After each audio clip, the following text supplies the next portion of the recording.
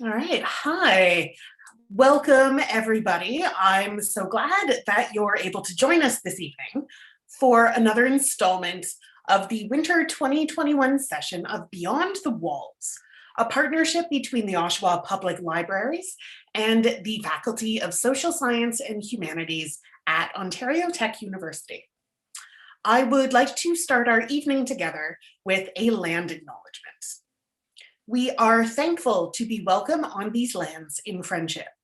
The lands we are situated on are covered by the Williams Treaties and are the traditional territory of the Mississaugas, a branch of the Greater Anishinaabe Nation, including Algonquin, Ojibwe, Odawa, and Potawatomi. These lands remain home to many Indigenous nations and peoples. We acknowledge this land out of respect for the Indigenous nations who have cared for Turtle Island, also called North America, from before the arrival of settler peoples until this day. Most importantly, we acknowledge that the history of these lands has been tainted by poor treatment and a lack of friendship with the First Nations who call them home. This history is something we are all affected by because we are all treaty people in Canada. We all have a shared history to reflect on, and each of us is affected by this history in different ways. Our past defines our present, but if we move forward as friends and allies, then it does not have to define our future. Our practice in these events is to turn our attention to our guest speaker, who will speak for about 25 minutes. We'd appreciate it if everybody could please keep themselves on mute during this time. We follow this with ample time for questions and discussion, and we invite you to unmute yourself then to ask a question, or if you'd prefer, you are welcome to put your question into the chat. And without further ado, I am just so delighted to introduce you to Dr. Laura Thursby, who teaches in Ontario Tech's Communication and Digital Media Studies program. This evening, she'll be helping us figure out what we can learn about our contemporary cultural moment by thinking through the rising popularity of conspiracy theories in public discourse. Laura, take it away. Thank you so much. Let me just get my PowerPoint here. All right, everyone can see that fine? Thumbs up? Perfect. Okay. Excellent. So before I begin, I would like to offer my thanks to Ontario Tech and the Oshawa Public Library for having me here today. And thank you to everyone in attendance. I really appreciate you coming. And to echo Andrea's statements, I'd like to extend my gratitude for our First Peoples for their care for and teachings about our Earth and our relations. So thank you. So to begin, imagine a world where intelligence agencies spy on us, a world where secret services are engaged in clandestine and sometimes nefarious operations, a world where our should-be trusted politicians are often caught in a lie, and where multinational corporations play a role in producing scientific research, a world where the mass media industries serve elites and manufacture consent, a quote-unquote post-truth world where information is available to us at the click of a button. But with every click, we are presented with a new and quite different expert opinion from the one that came before. A world where bureaucratic corporations ran by seemingly greedy, ominous elites are left largely unchecked and unaccountable. In other words, imagine a world where truth and trust are shaky, a world where many feel unable to make decisions and enact meaningful changes in their lives. A world where an ineffable sense of power seems to operate on us from every angle. Sound familiar? Today, we are facing an epistemological crisis. Epistemology is a fancy word that philosophers like to use for the study of knowledge itself. Philosophers of epistemology ask questions such as, how do we know things? What can be trusted? How do we distinguish between what is true and false, what is fact and what is fiction? When I refer to an epistemological crisis, then, I am referring to a crisis of knowledge, which seems to me to define our current political climate. To address this crisis, I will discuss UFOlogy, or ufology, which is considered a field of study by its practitioners called ufologists, who commonly assert that UFOs are real, of extraterrestrial origin, and are routinely visiting Earth. Ufology is an umbrella term that covers a broad spectrum of different ideas and practices. From the suggestion that the government has conspired to withhold information about an extraterrestrial presence on Earth, to the assertion that aliens are routinely abducting unwitting human beings for the purposes of a secret intergalactic breeding program, the claims of ufology are diverse and quite often discordant. And not all individuals who describe themselves as ufologists are certain that UFOs are operated by intelligent alien beings. Despite these exceptions, the field as a whole has typically come to associate UFOs with extraterrestrials. And so when I refer to ufology, I am doing so with the understanding that it is usually informed by an underlying assumption about alien life interacting with human beings on Earth. As I will illustrate in this talk today, I see ufology as representing a sort of microcosm of the state of American politics. To make this point, I will focus on ethnographic research I conducted at the International UFO Festival held in Roswell, New Mexico, fieldwork that I undertook during my PhD. Since ufology is a very broad discipline with many offshoots, today I will be looking predominantly at the story of the Roswell incident, which is a popular subject discussed during the lectures presented by ufological experts during the festival, and which serves as a useful case study to understand some of ufology's key arguments. First, I will describe the Roswell incident and explain its significance to ufology more broadly. Next, I will offer a critique of the conspiratorial undercurrents of ufology, and I will consider different strategies used by ufologists to help support their claims. And finally, I will explain why we should be careful not to dismiss ufology as a fringe movement, but should instead look to ufology for some important lessons that can help us confront the epistemological challenges that we currently face. So first, let us consider the Roswell incident. On July 8th, 1947, the Roswell Daily Record newspaper published the headline, RAAF, the Roswell Army Airfield, captures flying saucer on ranch in the Roswell region. Strange debris was found on a New Mexican ranch, which was communicated to the United Press by a public information officer of the US government.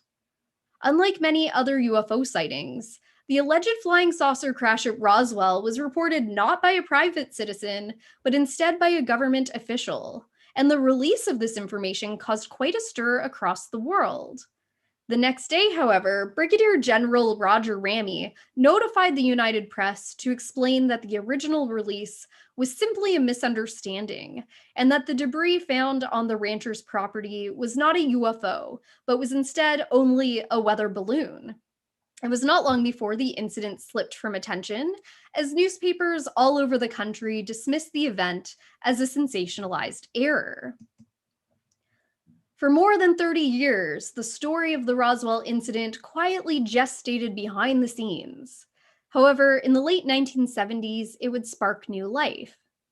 In 1978, UFO researcher and physicist Stanton Friedman stumbled upon the case when he was put in touch with Jesse Marcel, an intelligence officer who handled the debris. Marcel described the wreckage to Friedman, claiming that it was unusual and thoroughly unrecognizable, and he revealed that he was ordered by General Ramey not to say anything, even though he was certain that the debris, quote, sure wasn't part of a weather balloon, unquote. In 1980, Friedman's colleagues, Bill Moore and Charles Berlitz, released their book, The Roswell Incident, the classic study of UFO contact, which detailed an alternative account of the events that occurred just outside of Roswell in 1947. In the text, Moore and Berlitz use testimony from various witness interviews and rely heavily on their informant statements to argue that the weather balloon account was merely a cover story contrived by the US government to conceal the fact that an extraterrestrial spaceship had crashed in New Mexico. The Roswell incident quickly became a bestseller, resonating with an audience who, prepared by the Cold War, were ready to entertain thoughts of the US government engaged in top secret affairs, including the cover-up of a flying saucer. The story of the Roswell incident has traveled extensively, becoming part of the public imagination of the United States, and Moore and Berlitz's publication offered a template for a whole cottage industry of books discussing the incident. Importantly, each of these versions contains a key historical core that something really did fall from the sky and landed on the ranch in New Mexico, and the government really did change its story about the nature of the debris. Awareness of this historical reality, as well as the extreme resurgence of interest in the case, led a New Mexican congressman to push for the US General Accounting Office and Air Force to conduct an investigation of what really happened. Surprisingly, the petition was successful, and in 1995, the Air Force released a nearly 1,000-page report admitting to having lied about the debris uncovered in the Roswell incident. It was not simply a weather balloon. In this report, they indicated that the material found on the rancher's property was actually the wreckage of a device codenamed Project Mogul, a balloon-borne radar reflector that was part of a top-secret espionage project to be used against Soviet enemies during the Cold War. This report has been further corroborated by Charles B. Moore, a physicist, engineer, and meteorologist who had worked on Project Mogul in the late 1940s. Well, expectations were that the release of information would mitigate concerns and dull the conspiracy theories surrounding the incident. It actually served as fodder for even more conspiracy theories and escalated the belief that extraterrestrials had been uncovered at the site. Many were left unsatisfied with the quote-unquote official explanation. Since a cover-up had been acknowledged to have happened, it prompted the question of what other secrets the government was keeping. And for numerous adherents of the Roswell incident, the discovery of aliens, it seemed, made for a more plausible explanation of what had transpired.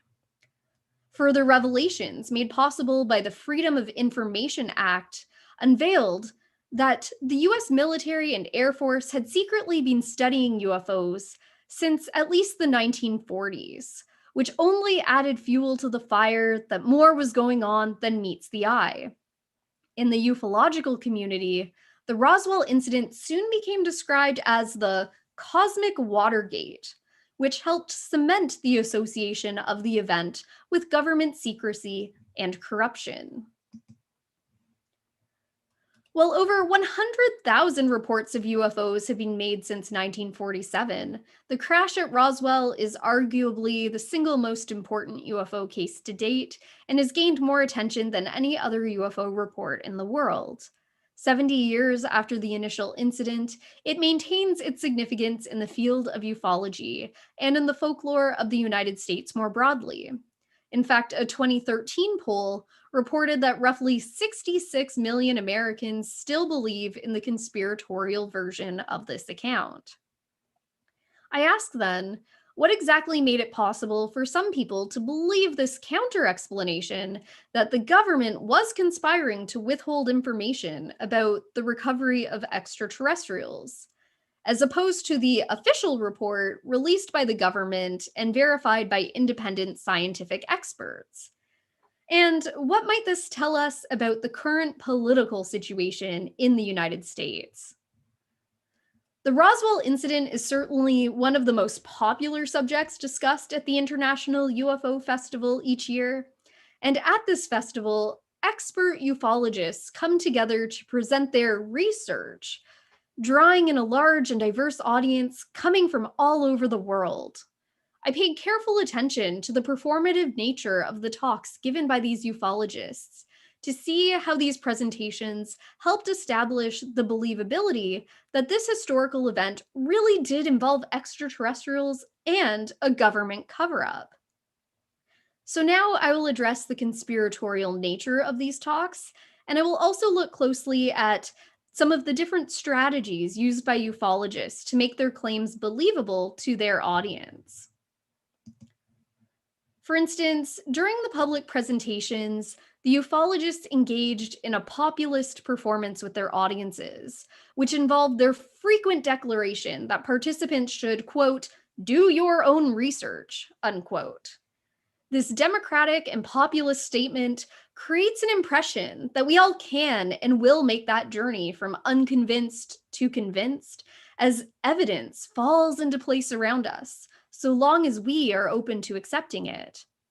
Despite the prevalence of this mantra, the actual requirements for doing one's own research are left largely unexplained. Based on the lectures I attended, it seemed that by coming to the UFO Festival, one is already engaged in doing their own work and looking into things for themselves.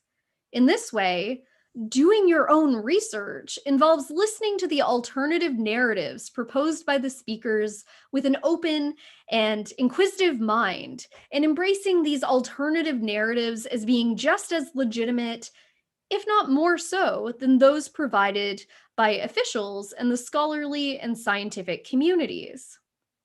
Of course, listening to the talks and reading the ufologist books does not really constitute undertaking one's own research.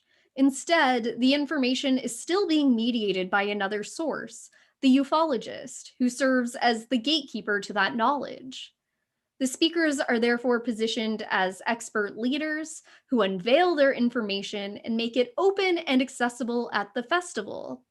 But it is up to the members of the audience to determine for themselves which sources are trustworthy and which are not.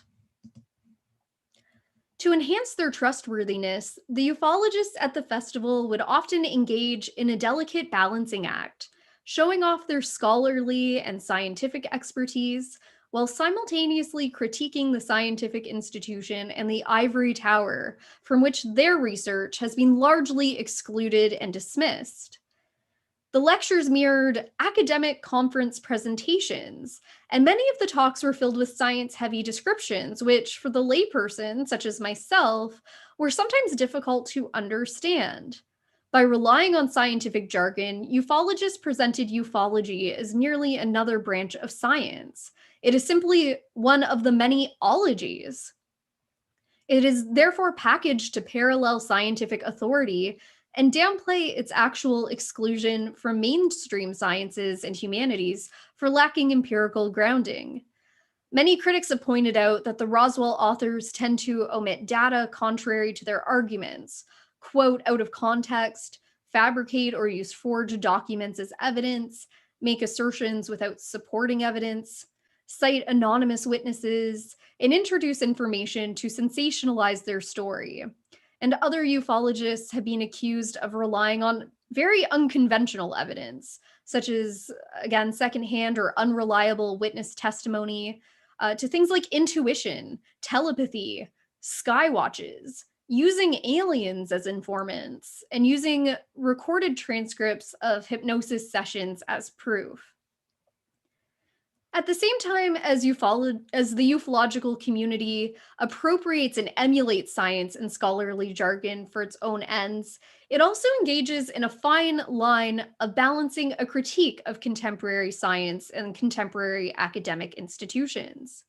Ufologists must find ways to account for their rejection from conventional science, and one of the strategies centers on the claim that mainstream science is involved in an elaborate conspiracy to discount ufology as a legitimate field of research. Another strategy involves a strong criticism of the scientific method. Many of the lecturers argued that the scientific method is short-sighted, and it does not properly approach the vast array of unexplainable but documented phenomena that suggests an extraterrestrial presence on our planet. These ufologists suggested that we must abandon the methods of traditional science in favor of ufology's unorthodox and often more experience-based methods. While framing themselves as scientific experts, the speakers are also careful to position themselves as ordinary individuals.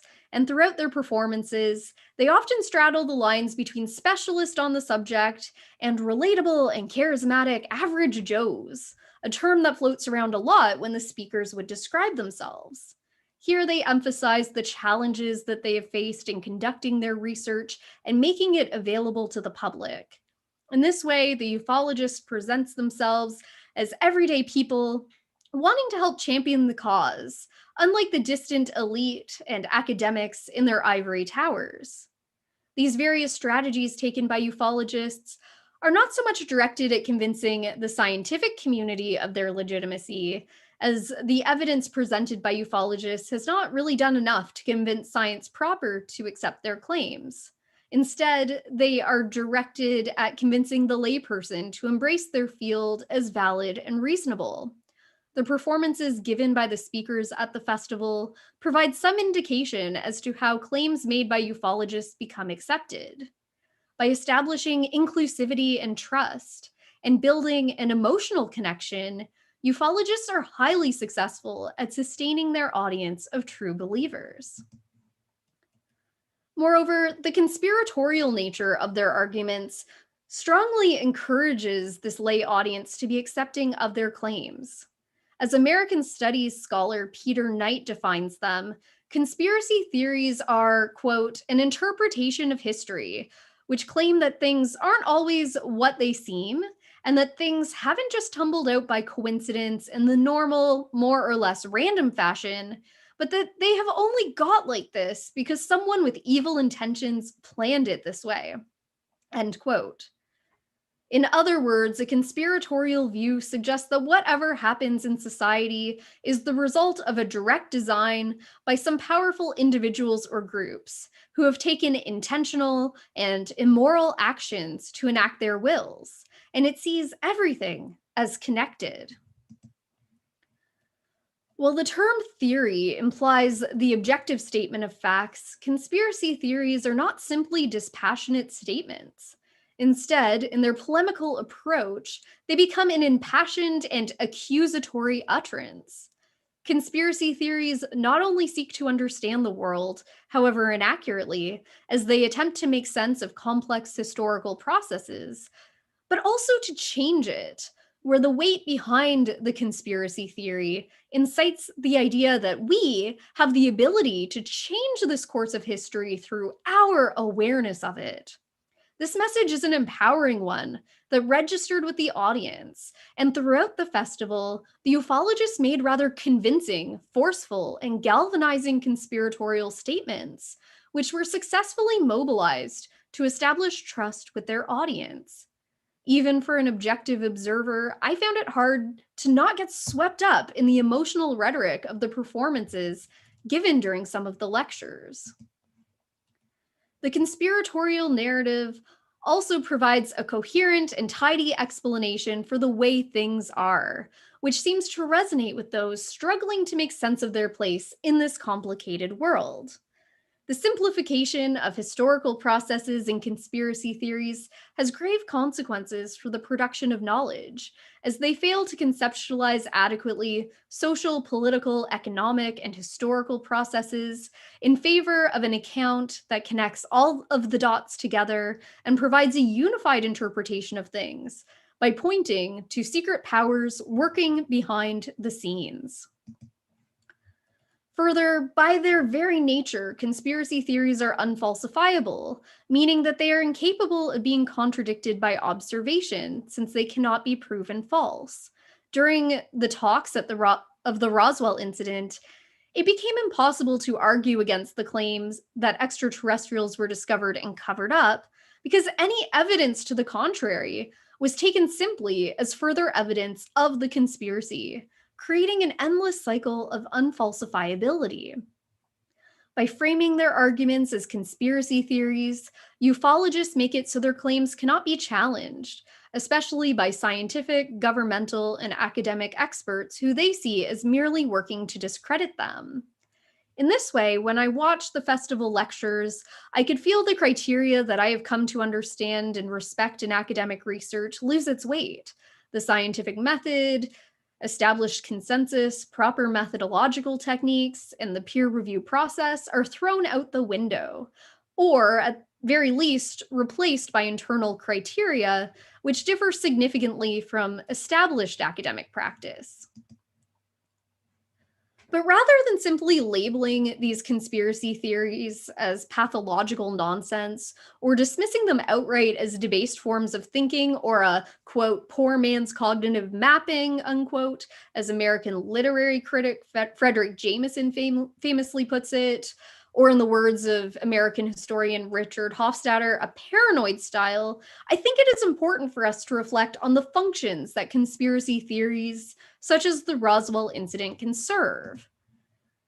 As Peter Knight notes, a functional interpretation of conspiracy theories, quote, does not see the believer in conspiracy theory as unwitting dupes, but as active shapers of theories that help them to make sense of a confusing world, end quote. And he notes that conspiracy theories are perhaps a, quote, kind of popular sociology, one that offers a way to make sense of things such as structure and agency in a time when the official version of events and more academic forms of explanation fail to capture the imagination of a disillusioned public. At times, some of these conspiracy theories even sound rather familiar when held next to some forms of academic scholarship, especially the hermeneutics of suspicion and the postmodern turn. This is not to say that I think conspiracy theories are unflawed interpretations of history, or that the story of alien beings recovered from the desert in 1947 is accurate, and there are certainly problematic and dangerous assumptions involved in making these claims, which by now should be quite obvious. However, I think there are lessons we can draw from what they articulate, lessons that may help us confront the epistemological crisis we find ourselves facing. As a conspiracy theory, the Roswell incident provides a clean and simple explanation for the way in which power has operated in American society from the Cold War on, and it surely gestures to the lack of transparency and declining faith in our political institutions, which we know have engaged in conspiracies and covert operations.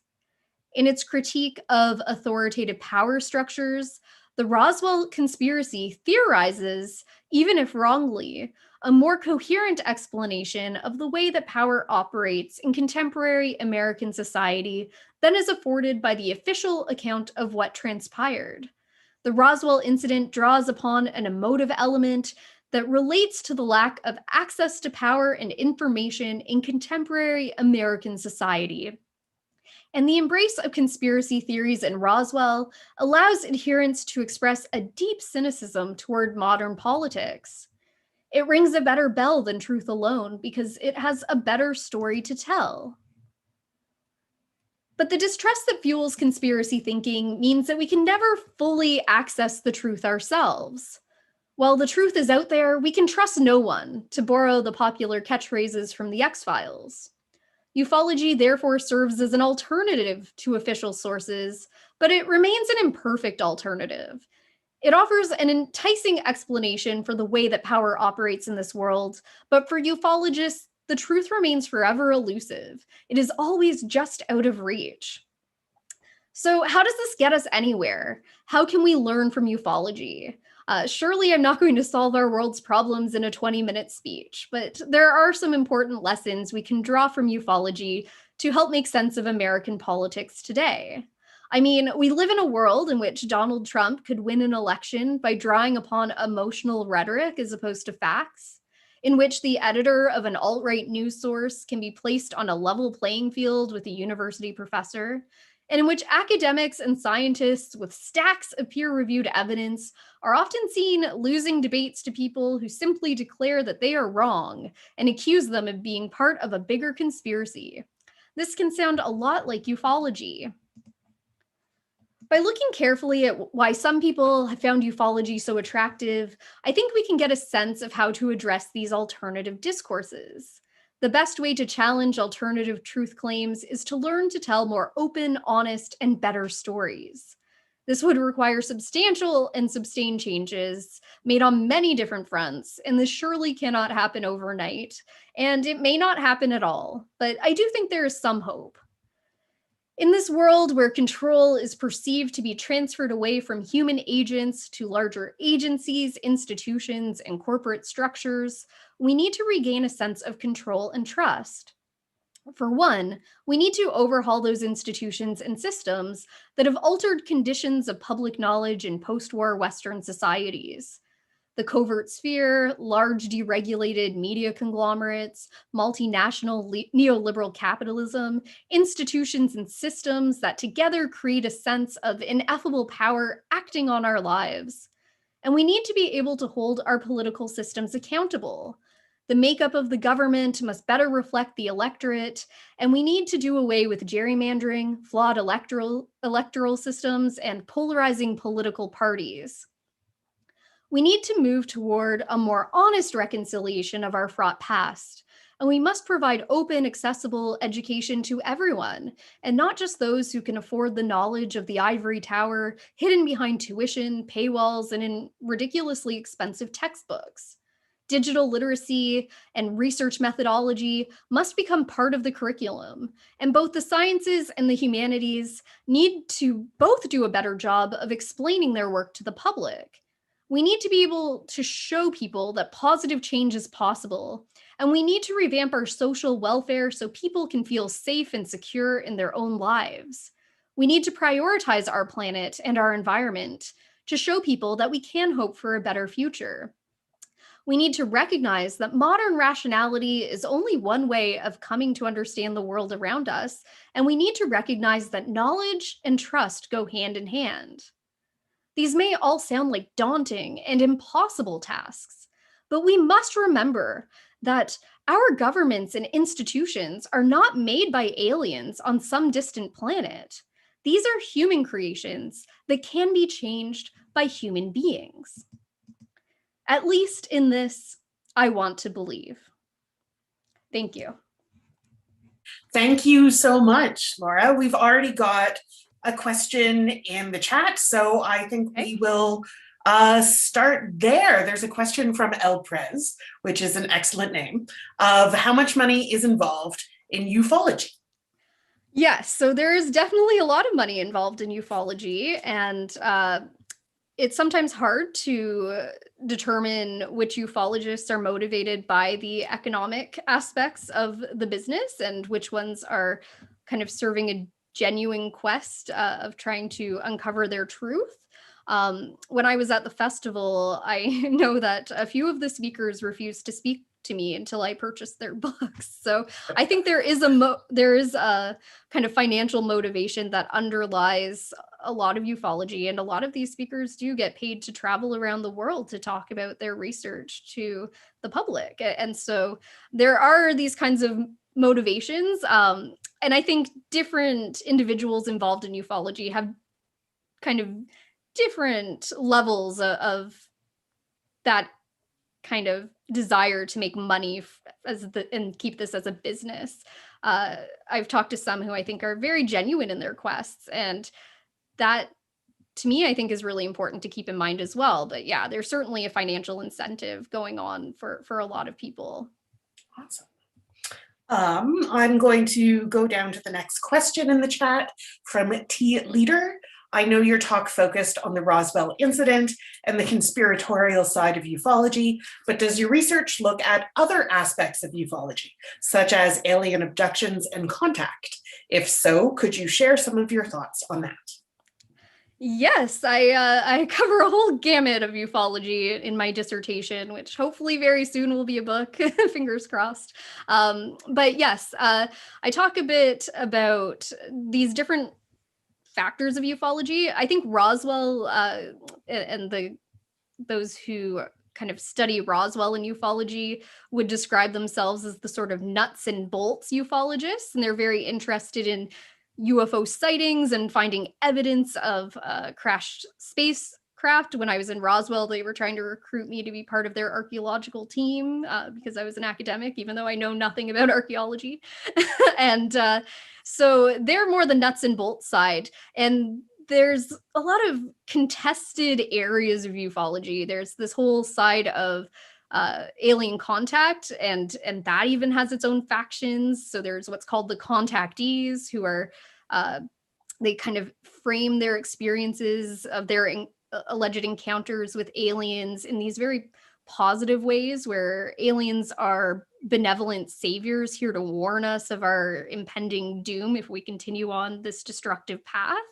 And then there's the Men in Black, which isn't quite like our Hollywood movie. It's more that there's aliens that are infiltrating our political institutions, and this kind of comes from McCarthy era anxieties. And then there's the abductees, who have a much more kind of ambiguous idea of what is going on in alien contact. It's not that aliens are here to help us or they're here to harm us. It's a much more kind of ambivalent relationship with the alien. And so for me, I kind of look at these different encounters with aliens or stories about aliens as signaling something that is going on politically or historically, or connecting to these other kinds of events in our history and in our politics. So I kind of see alien abduction as very much reflective of a sort of postmodern moment of thinking. And so I kind of trace through that in my dissertation, but we'll save the rest of that for another day. Thanks. Okay, a question from David Hollins and seconded by Caitlin Gambier. Do you see parallels between the kinds of conspiracy theorizing in ufology and current COVID denialism?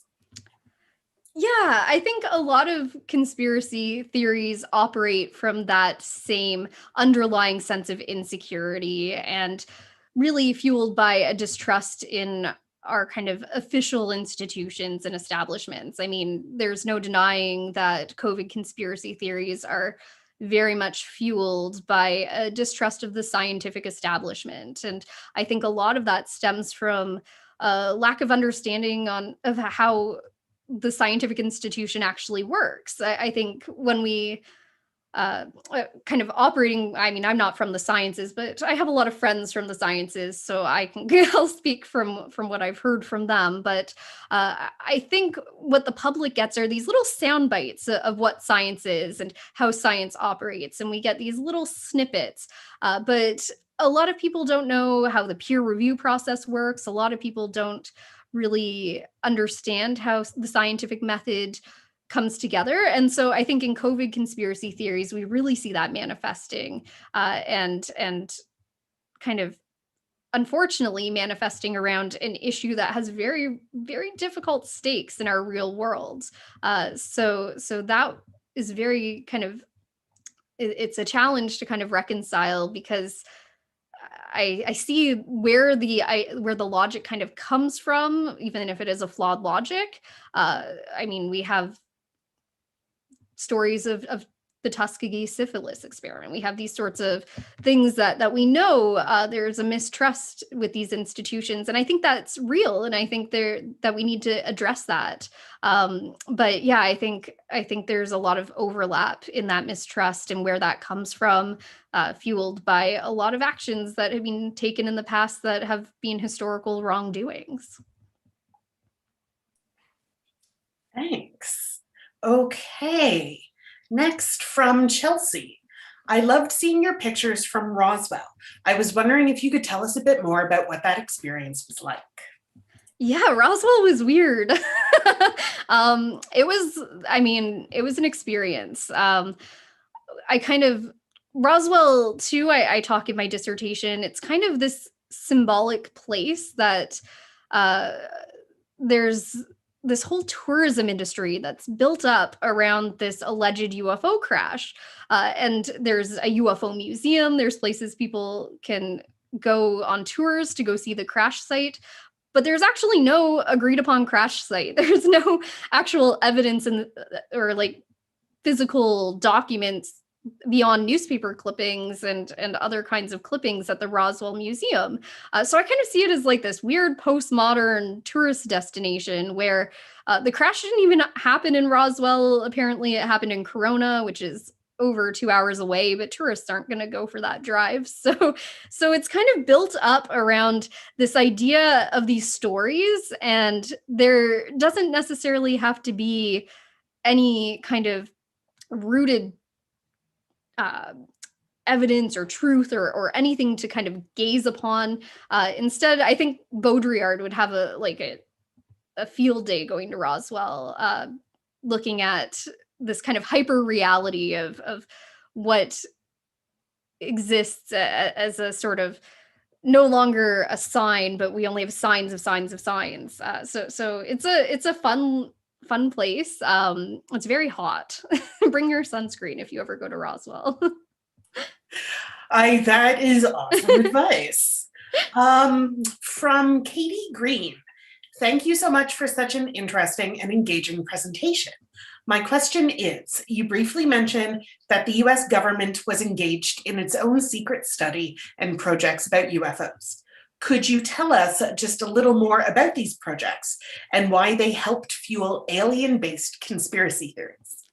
Yeah, so it's a really complex and deep history, but were different projects that the US government undertook, starting with Project Sign, which originally seemed to be leaning towards this idea that the extraterrestrial explanation of these UFOs that were being cited at the end of the 40s and the start of the 50s, that these were possibly attributed to extraterrestrial craft. So that was something that the US government committee was starting to kind of even speculate at the time. And of course, once the team put together their release, the overseer of the team said, no, we cannot say that. That is not something we can say and release to the public. So they said they have not excluded that as a possibility, but that there are more likely possibilities, and kind of downplayed the possibility that UFO sightings were alien. And then some of the other projects, for instance, Grudge came up after it was in the 50s, or I believe it was in the early 50s. And it was basically a kind of public relations campaign to really help squash these ideas that people were having that UFOs were extraterrestrials, and kind of seemed to be motivated by the War of the Worlds and the alleged panic hysteria that erupted from that.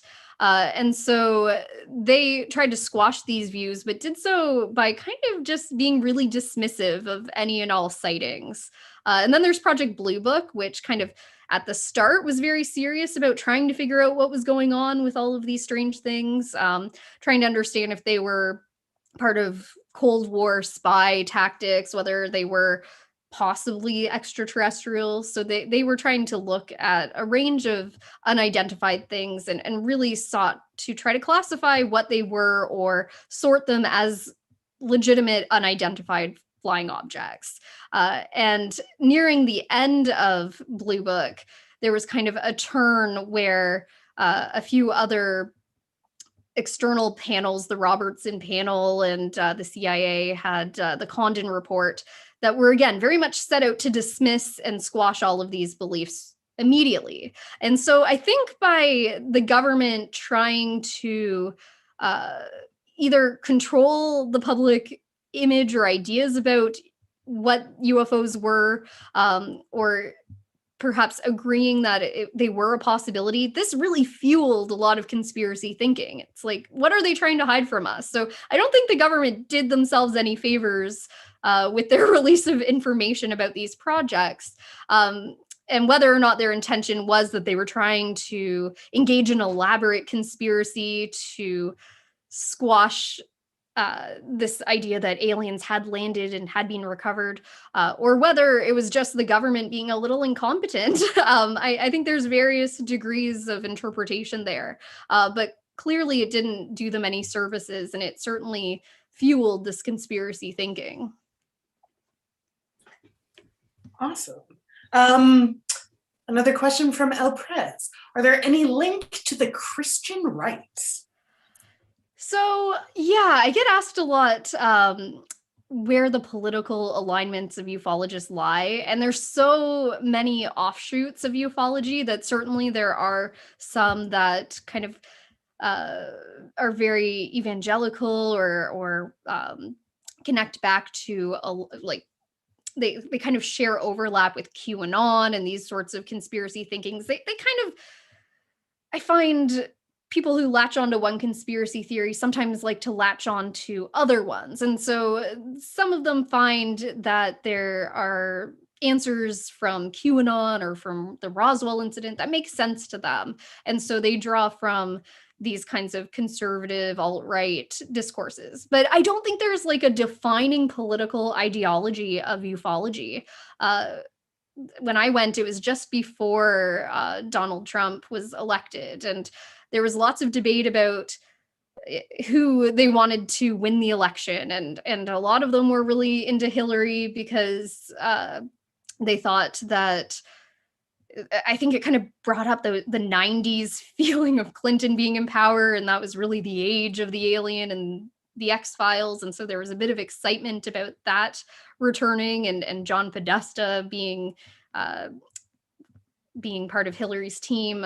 He had a lot to say about aliens. And so I think a lot of ufologists were really excited about that prospect. Others thought, well, Donald Trump will release this information. Donald Trump will let us know this stuff, which 4 years later didn't.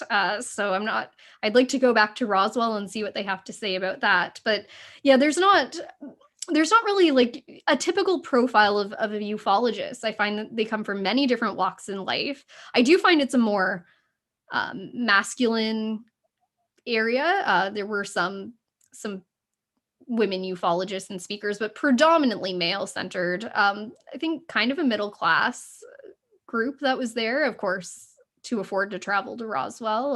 That plays a role in that as well. But yeah, overlap certainly, but not really one whole profile that applies to everyone. From Michelle Gavin, the big conspiracy theory I possess is the idea that some of current events are planted in our lives as propaganda to further interests such as by the oligarchy. Assuming anyone agrees, other than clearing houses, such as the political entity ALEC, have you seen any such evidence? Sorry, can you read that one again? After I unmute myself, yes.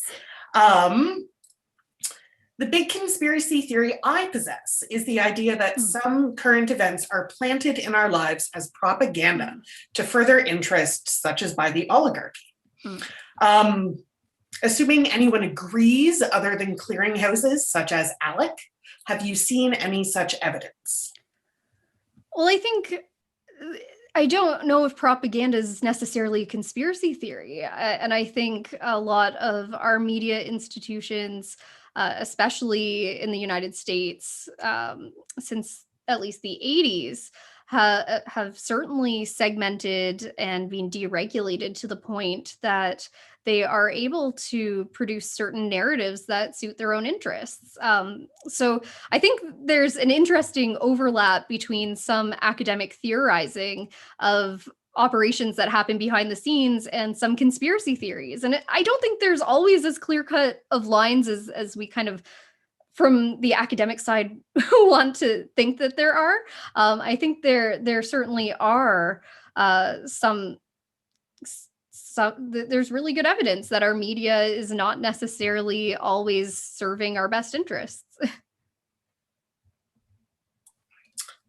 The next one is from Keith Armour. And Keith, if you are still with us, I think we might need to double check with you to make sure we're getting your question correct. The fake moon landing conspiracy, I assume they are related, but I'll ask, are the roots of these two conspiracies the same, or are the believers broken into competing camps? Yeah, I think the moon landing, that wasn't talked about too much at the talks that I went to in Roswell, but I think that, again, they're related in that sense that there's this kind of below the surface, we can kind of see powers operating to make us see the world in a certain way and to think of our history in a certain way. So Roswell is kind of about this idea of uncovering a historical event, a historical spaceship. The moon landing kind of is the opposite. It's about creating a historical event and using that event to establish a sense of authority and credibility and exceptionalism. So I think they kind of operate from the same base, but they have very kind of different ways that they work. Thanks. From R. Hendricks, Laura, what is your favorite facet or rabbit hole you have discovered in your research? Oh, that's a tough one. Yeah, I think I took way too long on my dissertation because I spent days on Reddit just diving down the rabbit hole and writing a footnote about where tinfoil hats come from or the origins of like alien pancakes. So there's a lot of kind of fun little side things that I got involved in doing this project. I don't know if I have a favorite, but I do find one thing that I kind of that through the course of my research, my thinking about UFOs and ufology and aliens certainly changed. And I think that's my favorite outcome of doing this project. I think when I started, I very much was operating from a very rational materialist standpoint. And kind of at first thought that all of this was a bunch of whack. And as I went to Roswell, as I talked to people, as I heard their stories, I started to see a lot of logic operating behind the scenes. And I started to think that maybe not always using the best methods or methodology, but I do see that there is reasoning behind conspiracy theories that makes sense to me, or even something like alien abduction. I've talked to so many people who say that they've been abducted by aliens, and for them, they fervently believe it. And who am I to say that this happened to them or did not? For me, I'm kind of more interested in thinking about their stories and how those stories become articulated in very specific ways that kind of reflect the world around us. So I can't say what is underlying these sorts of experiences or these sorts of sightings, but I do think there's something really interesting there about why, especially at this particular moment in time, when we see a UFO or some strange object in the sky, we label it extraterrestrial or we label it alien. And when we encounter a strange thing, maybe a strange experience of contact that we can't put into other words, why do we come to explain that as an alien abduction? For me, that's something that I find really quite fascinating and really compelling. I am looking at the time, and I think we have time for one last question from Kathy Armour, and it brings us nicely full circle, actually, to your own call at the end of your talk for focusing on how we educate our society. So Kathy is asking, is it possible that the greater part of our society doesn't get the scientific method because they are prevented from learning it? Yeah, so I think there's a lot at play in kind of untangling how we can fix this problem. And I did suggest that one way is to perhaps change curriculum, change policies, change these things. I ended my talk strategically with I want to believe, because I think there's a lot of challenges in approaching these kinds of policies. And making people or allowing people to get on board, because something like teaching the scientific method in school, that's something that has to be kind of validated and improved by whoever political party is around. And if we don't trust the party, then how are we going to vote for the right outcome? And so this creates a kind of circular kind of catch-22 where it becomes really difficult to enact any kind of meaningful change. But I don't think there's like a concerted conspiracy preventing people from learning the scientific method, as much as I think that when we talk about science, especially, I mean, I can only speak of my experience in primary school and high school, but to me, it came across as kind of a disconnected set of trivia and wasn't really made into a coherent project. I didn't really know what science was until at least starting university, and I teach research methods to my students in second year, and so many of them have come up to me and said, I actually didn't know what research was until I took this class. I kind of just assumed what I'd been doing was research because I looked stuff up online, and we go over like, what is methodology? What is method? How do we justify our claims with our warrants? And how do we collect evidence? And so when we start talking about things in those terms, we see the project of science as being a much more complicated and enmeshed and really important process for people to understand. And it's very different than just, I Googled some stuff, so I did some research, which I think a lot of people think research is. And so that to me is something that needs to be better addressed, not just for those who can afford to go to university and learn research methods, but for everyone. I think that's something that we should actively try to put into our curriculum from a much younger age and build up to it through high school. I don't know if it's like that now, but certainly my educational experience was a lot of coloring in maps, and that's kind of what I remember from high school. So I think it's important for us to prioritize that kind of learning, and digital literacy too. What is a good source? What is credible? What is not? Thank you. Unfortunately, this means we have a few questions that will just have to remain mysteries for now. I would like to once again thank Laura for this really fascinating talk. I'd like to thank you all for your fascinating questions and this great discussion we got going. Thank you very much for joining us, and I look forward to seeing you again at our next events. Have a great evening, everybody. Thank you, Andrea. Oh, if anyone wants to email me your questions, you're more than welcome to. It's grading season, so it might take me a bit of time to get back to you, but you're welcome to email me. It's my name, Laura Thursby. What is my email? laura.thursby@ontariotechu.ca.